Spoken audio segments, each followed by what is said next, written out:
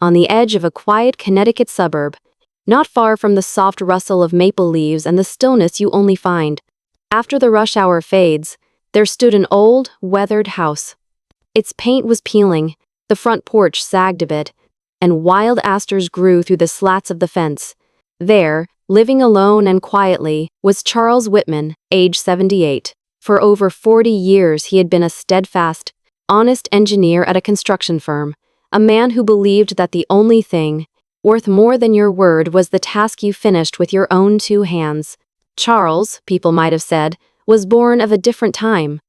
He was, through and through, an old-school, American man, soft-spoken, rarely wasting words, the sort who quietly bore the burdens of his family without seeking praise. His pride was in what he built. When he was younger, he traveled up and down the East Coast, helping to raise bridges, lay highways, and anchor the footings of apartments that would outlast a generation. This work, difficult and honest, gave meaning to his life. At 70, Charles finally hung up his hard hat. Rather than touch his accumulated retirement savings, he chose to live solely on his Social Security, keeping his spending as modest as his habits. As the years passed, he kept adding little by little to his bank account, avoiding extravagance, and by his 77th year, his modest savings had quietly grown to about $320,000. Your golden years are meant to be faced with your own 2 feet, Charles always believed. But woven through his solitary days was a deep and unyielding ache that would not fade. 8 years before, Charles had lost Martha, his wife and lifelong companion, to lung cancer. From the moment she passed, the house seemed a little bit dimmer, shadows pooling in the corners of the rooms they had once shared laughter in. The dinner table, set out of habit for 2, became a small, daily heartbreak. Folding laundry felt hollow when it was just his shirts and socks. And at night, the silence in their shared bedroom pressed in around him like a slow tide. "I guess I'll never hear your voice again," he'd sometimes whisper as he stood by the window, the words hanging in the cool air with only the ticking clock for company. Yet, even then, Charles never allowed himself to linger in self-pity. Every morning, promptly at 6, he was up and tending the lawn, pulling weeds by hand. Then he fixed a simple breakfast, sometimes just toast and black coffee. After, he'd run the vacuum through the old living room, listen to the radio's morning stretches, and check the mailbox for the day's news or bills. These routines, small, steady, unremarkable, became the anchors holding his days together. The best part of his year was when his children and grandkids came to visit for Thanksgiving or Christmas. "Grandpa, we're here!" his grandson would yell, throwing open the door. Those moments brightened Charles's deeply lined face with a smile he never wore otherwise. But, as time ticked on, those visits became rarer. "Work's keepin' us busy, Dad," his daughter Susan would say over the phone. Or, "We're going on vacation this year, maybe next time," from his son Mike. The house's entry chime fell silent for longer and longer stretches. When Charles was 75, a mild stroke landed him in the hospital for 3 days. Even then, he called the ambulance himself, packed a small bag, and made sure the back door was locked before leaving. He filled out the forms and answered all the questions without a fuss. "It just feels better when you do things yourself," he told the nurse with a dry, patient smile that caught the attention of the busy staff. He returned from a hospital with a slight limp, but continued doing his own grocery shopping and cooking.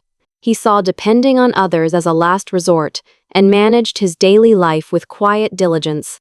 "Maybe not burdening my kids is my last way to repay what I owe them," he'd sometimes think, content in his resolve. But even a lifetime of self-reliance meets its limits. This year, as autumn bled into winter, Charles found his cough wouldn't let up. Some nights, he found it hard to breathe at all. Trips to the doctor became routine. One crisp November afternoon, Dr. Bulliesdaft Brace Hampton sat Charles down and said gently, "Mr. Whitman, it's time you have someone close by. Someone to look in on you, help when you need it." Steeling himself, Charles picked up the phone and called his children. His words were careful, uncertain, uncharacteristically tentative. "If it's all right, I wondered if I might stay with you for a while, just until I get back on my feet." The silence on the line was heavy. Susan's answer came first. Her tone clipped, tired. "Dad, you always said you'd take care of yourself. You'll figure it out, right?" Charles closed his phone, unable to say a word. He watched the rain slip down the window glass, each droplet tapping a slow, mournful rhythm against the silence in the room. "So, this is just how things are now," he mused to himself, the corners of his mouth twisting in a faint, resigned smile. Maybe I raised them that way." With deliberate care, Charles stood up from his old chair and went to the hall closet. He reached behind the winter coats and found a small, weathered black notebook, the only thing in the house he had ever truly hidden away. Inside that closet, buried behind the heavy coats, Charles Whitman kept a single, battered black notebook never shown to a soul in all his years. And in that book, on a creased page, he'd written something no one else would ever see, a single line, a vow, scrawled in his careful, steady hand. On a muggy afternoon in early July, one of those oppressive, still days when the air itself presses down on your chest, Charles lay atop his quilted bed, one hand clutching at his chest. His breathing was shallow and sharp, as if the summer heat itself had seeped into his lungs and stolen the strength from his limbs. This isn't good," he muttered quietly to himself. Still, calm as ever in his own measured way, Charles reached with trembling fingers for his phone, punching in his son's number with a quiet urgency that betrayed more worry than he would ever dare show in his voice. "Mike? Sorry, but I'm not feeling all that well today. I'm thinking I ought to switch hospitals. Would you be able to give me a hand?" His tone was soft, just as it always was. But beneath those words ran a current of something more, a kind of gravity, or perhaps a plea. Luckily, Mike left work early that day, rushing to Charles's side to help him with all the new paperwork, forms, and the trip to the new medical center across town. Mike wasn't used to pushing a wheelchair, not really. His movements were tentative and awkward. Still, he tried asking about Charles's comfort in the car, fussing over bumps in the sidewalk, making small talk to lighten the mood. Seeing this, Charles felt a small, warm pulse of relief well up in his chest. "Thank you, son. Seems like you're the one person I can count on." "Acre," Charles said softly as they rolled through a hospital corridor that smelled faintly of antiseptic and old magazines. But, as with summer rain, that feeling of comfort didn't last. As the months ticked on and doctor visits stacked up payment counters, long waits for new prescriptions and endless forms, Charles began to sense a change, a slow drift in the air between him and his boy. Little by little, a nagging discomfort, shapeless as a cloud, began to gather behind his words and thoughts. One afternoon, after yet another medical checkup, they sat side by side in a teal vinyl waiting room. Mike, looking at his phone, suddenly asked, "Dad, do you mind if I ask, how much is left in your bank account right now?" For a second, Charles thought he'd misheard. "Pardon?" he said. "Well, with all the doctor bills and prescriptions and everything that's coming up. I was just wondering, what's the situation with your insurance? Do you have things set up, just in case?" Charles did his best to mask the sting, smiling lightly in that practiced, easy way of his. "Don't worry, I've made plans for retirement. I've got Medicare, and some savings tucked away. You don't need to fret about me, Mike." Even so, from that day forward, something changed in their conversations. Money began to slip into every talk, subtle at first, then more frequent. "Is there a cap for out-of-pocket medical expenses? How much do retirement homes even cost a month? You think Sis and I should split things? Or should we try to handle it all at once?" Questions about numbers, rules, about who'd be responsible, and what it might all cost. Once, they spoke about Charles's health and small pleasures, a favorite book, a walk to the garden. But now, every exchange felt tinged with the sense of someone tallying, estimating, calculating expenses, not quality of life. It was as if, somewhere along the road, his illness and age had quietly become a fiscal concern. Charles felt it in his bones, a slow shifting of attention, away from, "How are you doing, Dad?" and closer to, "How should we pay for all this?" Then, an old friend from next door, a man Charles had known for close to 40 years and who'd shared many a backyard barbecue and holiday greeting, dropped by one afternoon. He caught sight of Charles, hose in hand gently watering the patchy front lawn, and called out, "Charles, you're looking a little thinner these days, pal. You holding up all right?" With a wry, self-deprecating chuckle, Charles answered, "Oh, you know, I'm getting by. You can't outrun your years forever." They sat for a while on the shady back porch, swapping stories about old neighbors and the wild kids who'd once filled their cul-de-sac with life. Then, in a low voice, his friend confided, "I hate to say this, buddy, but something happens, doesn't it? When folks start seeing their parents as a burden, hearts start changing. You sure you can lean on your kids, Charles? Really trust them?" The words hung between them. For a heartbeat, Charles's familiar, easy smile faltered. "No, things are all right here. Mike's a good kid. He's looking out for me." But the thought remained, an ache beneath the ribs, long after the last of those friendly words faded. Have I just turned a blind eye to those little moments that don't feel quite right? He started to notice it everywhere, the way his son's eyes sometimes drifted to the floor at doctor appointments, the sudden shortness in phone calls, their goodbyes clipped just a little too quickly. Less and less did he hear, "Take care, Dad." More often now it was, "Well, maybe we'll get together if our schedules line up." Invisible but unmistakable. There was a distance growing between them now, dressed up in well-meaning words. At night, lying alone beneath his old, patched quilt, the same sentence circled through Charles's mind over and over. "Dad, you know, you should make decisions for yourself." Was that just a joke, a throwaway line, or was it meant? A seed of doubt slowly, quietly, sprouted in Charles's heart. It took root beneath the steady routines, beneath years of family loyalty and pride. A sense that, perhaps, at the end of his life, his most important decision still lay ahead. The foundation of trust that Charles Whitman had painstakingly built, block by block, over decades, a steadfast tower carefully tended with patience, and grit began to tilt, almost imperceptibly, under the lightest pressure. It was as if the years themselves sighed and leaned a little heavier, and Charles's heart, without his truly noticing, had started to erode, carved away by creeping doubt. And so, late one night, with the house silent but for the ticking wall clock, and the moon casting soft light through the window blinds, Charles drew out that battered black notebook once again from the drawer by his bed.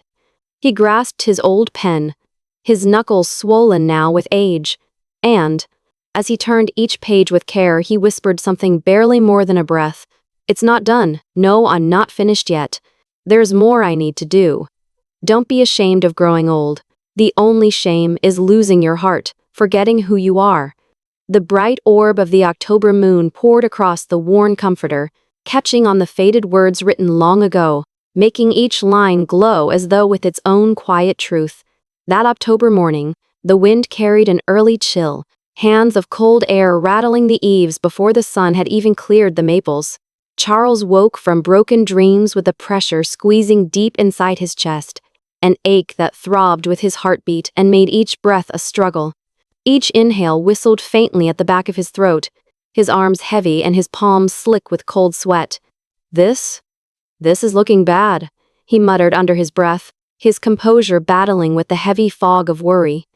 But the strength to reach for the phone, to dial 911 as he'd done in the past? Today, he simply didn't have it. All he could do was sit, trembling, in the faded armchair and hope for what, he was not sure. Then came the knock, soft but urgent, at his front door. Mrs. Henderson, the neighborhood social worker, had decided to drop by just in time. She took one look at Charles Ashen, clutching his chest, struggling for air, and her demeanor shifted to brisk action. Minutes later, the roar of an ambulance split the quiet, and Charles was on his way to St. Cid. Mary's Medical Center, the flashing siren tracing blue arcs through the autumn leaves. By the time they wheeled him into the ER, his oxygen levels had plummeted. The world narrowed to the hiss and click of an oxygen mask, a nurse's gloved hand finding his wrist for a pulse, the the sharp sting of an IV line entering his arm. "You were lucky," the doctor said quietly, voice rounding out the edges of shock. "Any later and, well, it could have turned out differently." Charles heard those words as if from underwater, as if some other Charles in some other hospital room was being spoken to, but the meaning found its mark. A 3-day stay was decided on the spot, and as sunlight wheeled across the sterile white ceiling, as nurses came and went bringing glasses of water and soft encouragement, Charles's breathing eased a bit, then a bit more. Quiet and oxygen, and nothing else, became his main companions. It was then, on the afternoon before discharge, that a gentle but firm suggestion arrived from his doctor, Dr. Hampton, whose care had always been thoughtful yet direct. "Mr. Whitman, it's time for you to have someone nearby. You need to be in a place where you're watched over. If possible, maybe you should spend some time living at your son's house, just for a while, to regain your strength." At that moment, a tiny spark of hope flickered within Charles. A possibility. He hadn't dared to nurse too closely. If I could stay with my family, even for a bit, maybe that wouldn't be so bad. So the next day, when Mike and his wife Laura came by to visit his hospital room, Charles made up his mind to say what he needed to say. "Listen, I was wondering if, would you mind if I stayed with you for a little while? Not for good. Just until I'm feeling steady again." His voice held no trace of pleading, no hint of self-pity. Just a quiet, clear request. After 78 years of prideful self-reliance, this was his first true ask. But what came back was an answer so cold, so cleanly said, it almost burned. Laura, without pausing, looked him squarely in the eye. "We're in a rental, Dad. Space is tight, you know that. Honestly, we don't have the margin to bring someone else into the house. And if things are going to keep happening like this, a care facility might really be the best solution. It makes sense for everyone." The words had the weight of finality, and for a second, even the air in the hospital room seemed to freeze. The nurse at his bedside stepped back quietly. Mike didn't meet his eyes, he just looked down, busied with the clasp on his watch. And at that instant, something silent, something vital broke deep within Charles Whitman. "So, I guess I'm not needed anymore. That's just how it is." His face did not betray him, not a tremor, not a twitch. All he said was, "All right," and then he smoothed his covers and turned his eyes toward the dog-eared paperback by his pillow. But that night, as the halls of the hospital finally went still and darkness pooled behind the drawn curtain, Charles drew his well-worn notebook back into his hands. Its leather cover was cracked at the spine, the pages buffed and thinned by decades of touch. This notebook held his entire life, sketches of bridges he'd helped construct, outlines for a sensible retirement, little stories of Martha, even pressed leaves and faded ticket stubs from summers long ago. Turning through the pages, Charles came across an entry he barely remembered writing. Years old, in his slanted hand, "Reconsider the matter of the estate's future. The final decision should be made by listening to the heart." He sat quietly for a long minute, then, on a fresh page, began to write. "If, from here on out, I meet someone who makes me feel I want to live for their sake, then I will leave everything to them. No hesitations, no second thoughts." He folded the notebook shut and rested it gently on the nightstand, the decision firm and clear. Out in the world, the wind picked up again, rattling dry oak leaves along the hospital's brick walls. But for Charles, inside his room, the earliest signs of resolve returned. Not the sort of hope that comes from others, but the quiet dignity you claim for yourself. The letters on the page trembled in Charles's hands, but within that trembling, there was a certainty stronger than anything he'd ever known. Family isn't just a matter of blood. The people truly worth keeping close are the ones who reach your heart. In the deep of the night, when the only sound in his hospital room was the steady, electronic beeping from the monitor above his bed, Charles Whitman quietly began to accept a kind of goodbye. But it wasn't farewell to his family, not exactly. It was a farewell to expectations. By the time the first streaks of sunlight slipped through the window, Charles closed his eyes for a moment. He didn't speak, Not a word escaped his lips as he lay facing the ceiling, letting several minutes stretch by in perfect silence. Beneath that calm, though, something powerful had begun to take root within him. It's not time to give up yet. I'm going to put my final wishes into the world, with my own two hands. That feeling, quiet but fierce, was the very beginning of what would soon become a shock, a reversal that no one in his family had expected. November 15th dawned crisp and cold, the pale sky already hinting at winter. From the window of Charles's single room at St. Mary's Medical Center, the maples and oaks on the hospital grounds were shedding their last dry bronze leaves. That very morning, Charles asked his primary doctor to allow a family visit. It was a special request, and he explained his reasons simply, his voice steady. "I want to talk with my family." That afternoon, right on time, his son Mike and Mike's wife Laura knocked at the hospital door. Charles was sitting upright in his bed, even with his thinning hair, the way it was brushed and his pajamas hugged by a neat old cardigan. There was a hint of dignity, something that reached past age and hospital fatigue. The room smelled faintly of lemon, and the air was cool, touched by winter's breath seeping in from the sealed window. For a moment, everything was hushed and still. "I'd like to talk for a bit today, just listen for a while. I need you to hear me through." Charles's voice had never sounded steadier. It filled the room with resolve, reaching his son and daughter-in-law with a force that surprised even them. He opened the drawer by his bedside, withdrawing a folded piece of paper, carefully creased, handled over and over, the sort of thing you only reread when it matters most. Without a word, he extended the paper across the quilt toward Mike. "What's this?" Mike asked, taking the letter and glancing at Laura with a flash of uncertainty. As the paper was opened, several handwritten pages slipped out his father's will. Charles looked straight into Mike's eyes and, in the same level tone, said, "I've rewritten my will.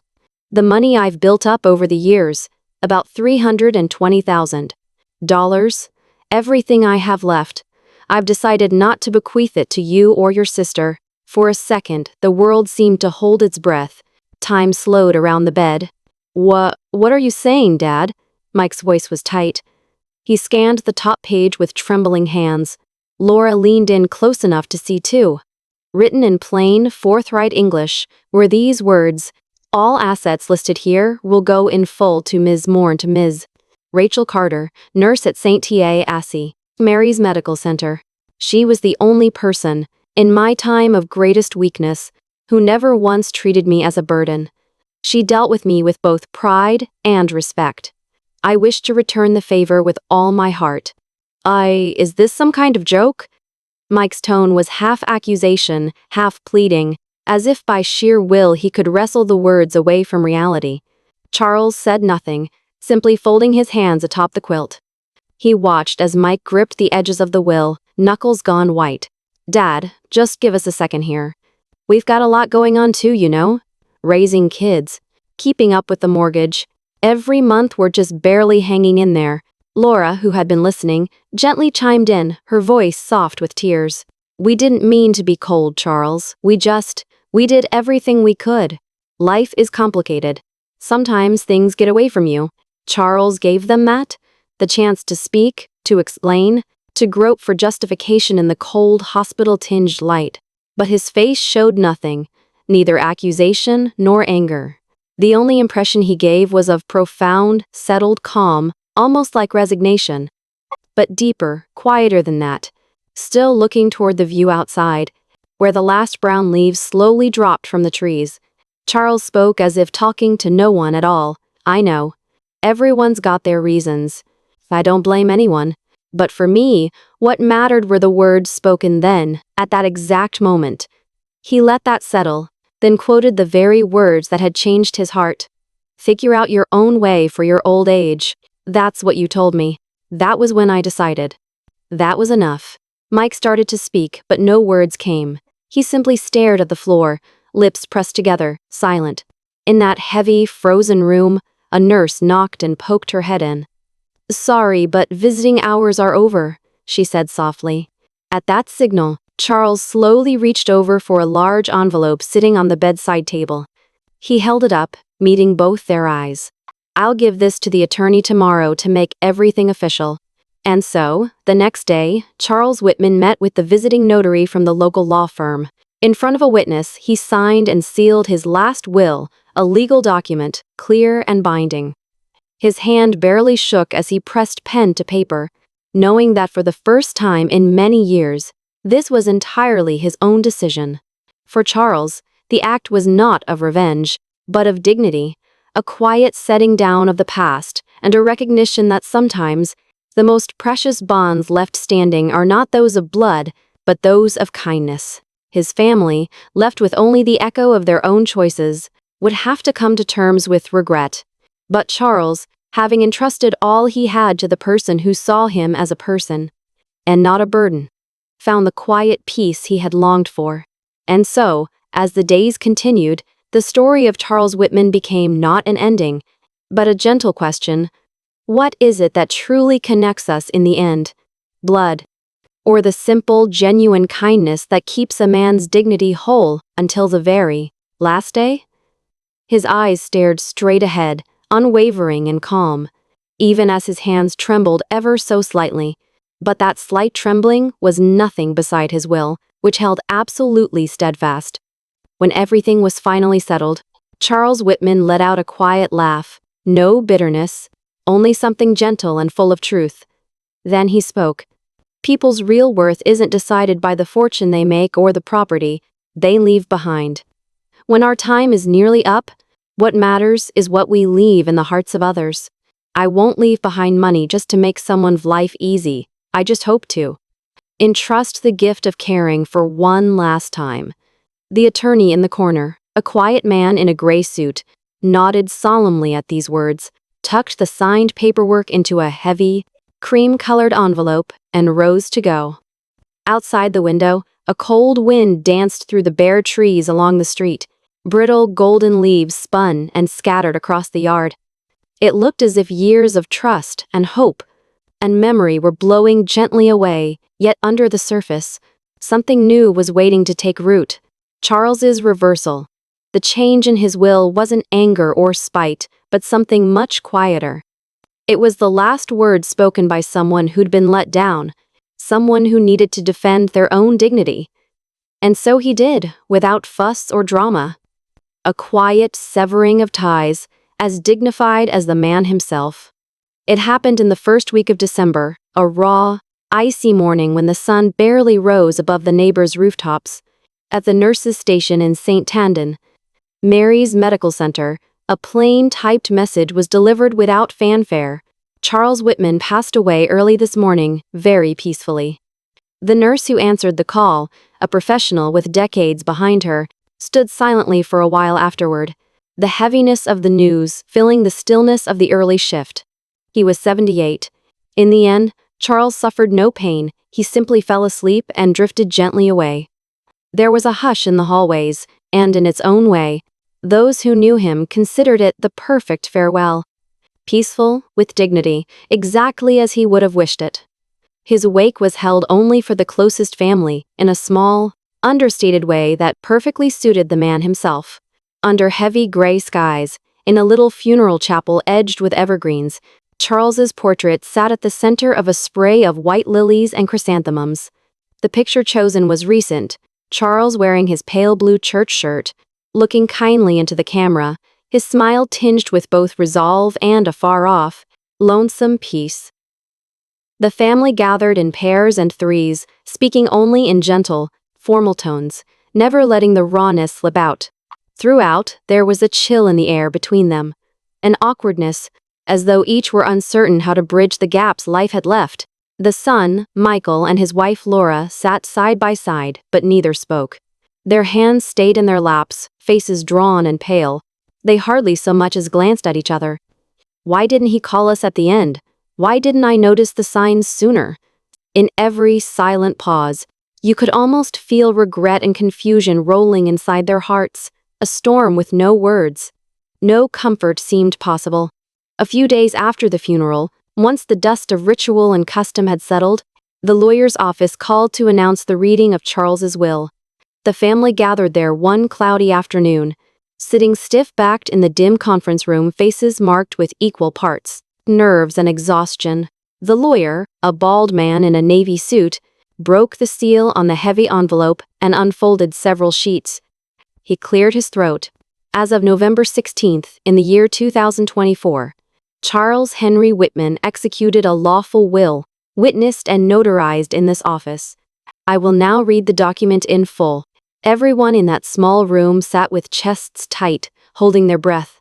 The shock that landed from the lawyer's words was nothing like what they'd prepared for.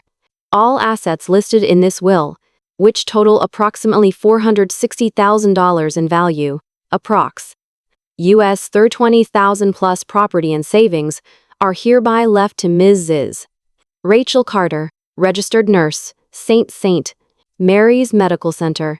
Ms. Carter is the one person who, in my final days, treated me with dignity and simple humanity, not as an obligation or burden, but with sincere respect and kindness, never seeking anything in return. It is to her, in deep gratitude, that I leave the sum total of my estate.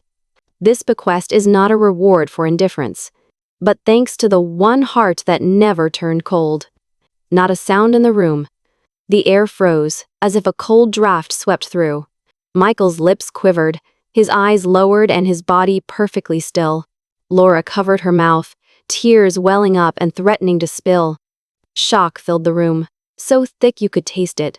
It can't possibly be. The words were barely a whisper, smaller than a prayer, lost in the spaces between one heartbeat and the next. And then, in that stunned silence, one person quietly wept.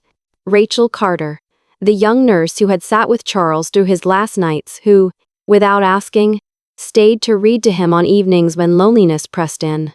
She wiped her eyes, composed herself, and spoke, voice trembling with emotion.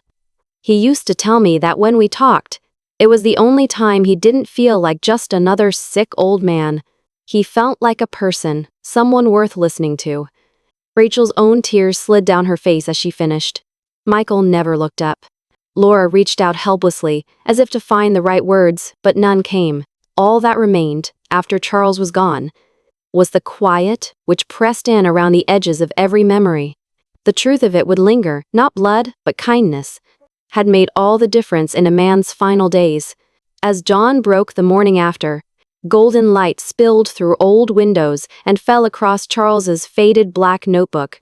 Between the lines, where he'd once sketched dreams for his family, counted out his pennies, and written his hopes, his last entry now gleamed. In the end, dignity is a gift we give each other. That's what lasts far longer than money ever could. And so, Charles Whitman's story ended not with anger, but a question for everyone left behind. When the winds are cold and the world goes quiet, what is it that we choose to leave each other? Regret, or the warmth of being truly seen? To me, it all just seemed natural, calling someone by their first name, meeting their eyes when you speak, greeting them with a smile. But the day I did only those simple things and saw tears fill someone's eyes, I realized how very deeply, this person must have felt alone. That's when my own heart tightened in my chest, hurting with a sorrow I hadn't known before. Those words hung in the air during the reading of Charles Whitman's will, and not a single relative could look away. He never once asked for money. He never wanted favors in return. All he wished for, to the very end, was to live as a man of dignity, a human being, worthy and seen. The question became, almost painfully clear, who was it truly that took that dignity from him? And who, in his twilight, had protected it? Even without a word, every person present felt the answer somewhere deep in their heart. After the funeral, Michael and Laura, the son and his wife, did not speak to, like anyone for some time, their home filled with an atmosphere heavy and unmoving, like a deep fog that refused to lift. The days drifted. Then one morning, as winter gave way to the promise of a new March, Michael sat quietly at the kitchen table, reading over the copy of the will one more time. After several minutes, he murmured, so faintly even Laura almost didn't hear. If only I hadn't said that. Those words, at that moment, maybe. But time does not turn back. Money cannot be reclaimed. Trust once fractured cannot be mended by wishing alone. All they were left with was the aching question. Why hadn't they realized what mattered until far too late?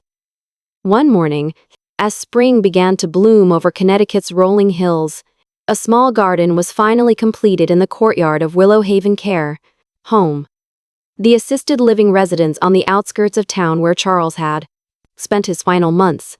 At the very center, a single, handmade wooden sign quietly stood, Charlie's Garden, a gentle light for every lonely heart.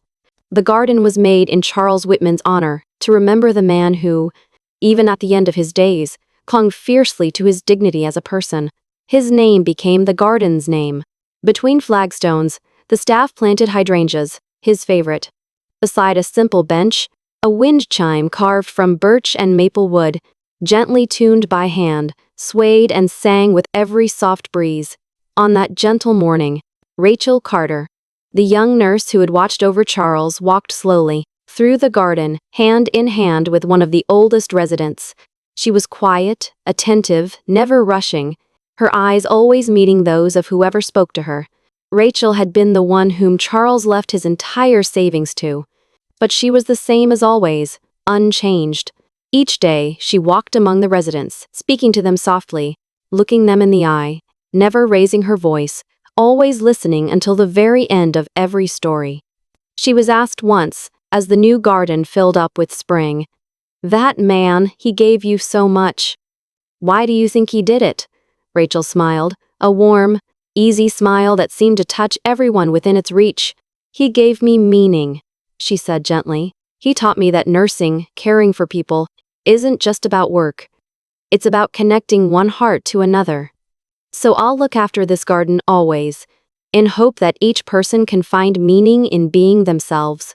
Her words sunk deep, remembered by everyone at Willow Haven, the staff, the residents, and even neighbors who visited, drawn by the story that had quietly grown around the place. It was as if her words echoed in every petal of the hydrangeas and each note of the wooden wind chime in Charlie's garden. Something new and precious had taken root. Quiet, gentle, impossible to name, but very real all the same. Charles Whitman's life had never been one for bright headlines or acclaim. He was a man who worked hard for his family, who nursed Martha, his wife, through sickness, and walked her to the edge of mourning when she passed, who stood stubborn against his own frailty, trying not to reach for help until there'd truly been no other way. And yet, when his true final moment came, Charles made a quiet, unshakable choice. He would trust the future not to blood, but to the one who met his heart, a connection not by family, but by spirit. This was never meant as revenge. It was, instead, the most honest declaration of self-respect, a man's last way. To stand tall in the world. Sooner or later, the truth comes for us all. And so I ask you, the one listening now, when night falls and the wind grows still, do you have someone by your side who honors what makes you you? Someone who truly sees and values your dignity? If there was ever a time you felt abandoned by family, if ever you once doubted your own worth, please, if you're willing, share your story here in the comments. Because sometimes, your words are enough to become a drop of light for a stranger, someone trembling alone, somewhere, right now. Thank you, sincerely, for staying to the end of this story. If what you heard here touched your heart, even a little, please, like or share, and let its hope ripple out to others. In a quiet world, even one act of kindness can plant the seed for another garden, where any lonely heart might find a gentle light waiting. And from here on out, we will keep sharing stories that seek the warmth found only in genuine human connection. The kind that bridges one person to another, no matter what stands in the way. You can count on that. So please don't forget to subscribe to our channel. That way, you'll always know when the next story is ready to be heard. It's been our sincere hope to spend this time with you, and we truly look forward to joining you again next time, right here, in this circle we've built together. Thank you for being part of these moments, and until then, May you find and offer warmth and dignity wherever your own story leads.